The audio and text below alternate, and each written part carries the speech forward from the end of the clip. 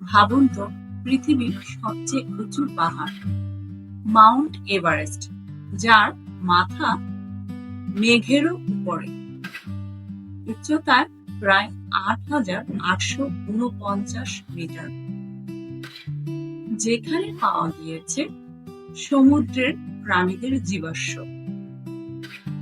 অবিশ্বাস্য হলেও ব্যাপারখানা কিন্তু সত্যি। চলুন আজকে আমরা এই ব্যাপারে জেনে ফেলি।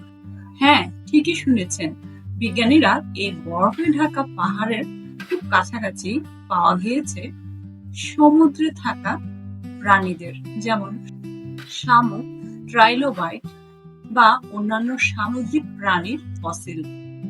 এখন প্রশ্ন হলো, সমুদ্রের প্রাণীর জীবাশ্ম কিভাবে পাহাড়ের এত উপরে চলে আসলো? কোত্থেকে আসলো এই জীবাশ্ম? এর উত্তর লুকিয়ে আছে কোটি কোটি বছরের আগের পৃথিবীতে। হ্যাঁ, ঠিক শুনতে পেরেছেন। আজ যেখানে মাউন্ট এভারেস্ট দাঁড়ানো, সেই জায়গায় ছিল একসময় সমুদ্র। সেখানে ছিল প্রাচীন এক সমুদ্র, নাম তার টিথিস সি।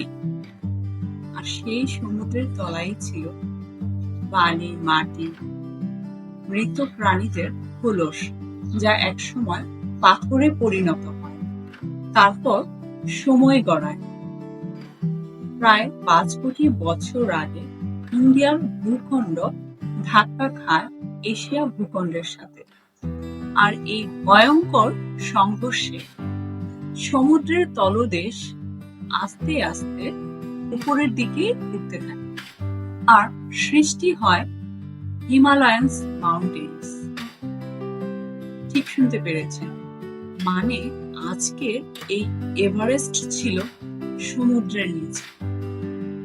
যখন আপনি সেই জায়গায় যাবেন, এমন একটি জায়গায় দাঁড়াবেন যেখানে একসময় সমুদ্রের নানা প্রাণীরা সাঁতার কাটত। ভাবুন তো, কোটি বছর আগে সেখানে মাছ, শামুক, আরো নানা ধরনের সামুদ্রিক প্রাণীরা সাঁতার কাটত। আজ আপনি সেখানে দাঁড়িয়ে আছেন, আর হঠাৎ একটা জীবাশ্ম যেন চিৎকার করে বলছে, এই মাউন্ট এভারেস্ট একদিন ছিল সমুদ্রের তলদেশ। সত্যি, প্রকৃতি মাঝে মাঝে এমন সব সত্য লুকিয়ে রাখে, যেন যে কোনো গল্প কাহিনীকেও হার মানায়।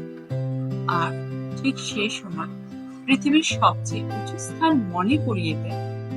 আমরা আমাদের এই পৃথিবীর গ্রহ সম্পর্কে যতটা না জানি, ঠিক ততটাও বা তার চেয়েও বেশি রহস্য লুকিয়ে যেন আছে এই পাহাড়ের পাথরের গায়ে। তারা যেন ঘুমিয়ে আছে কোটি কোটি বছর ধরে। পৃথিবী সত্যি বৈচিত্র্যময়। আজ এখানেই শেষ করছি। চলে আসবো নতুন দিনে নতুন কোনো টপিকে। সে পর্যন্ত সবাই ভালো থাকবে। বাই।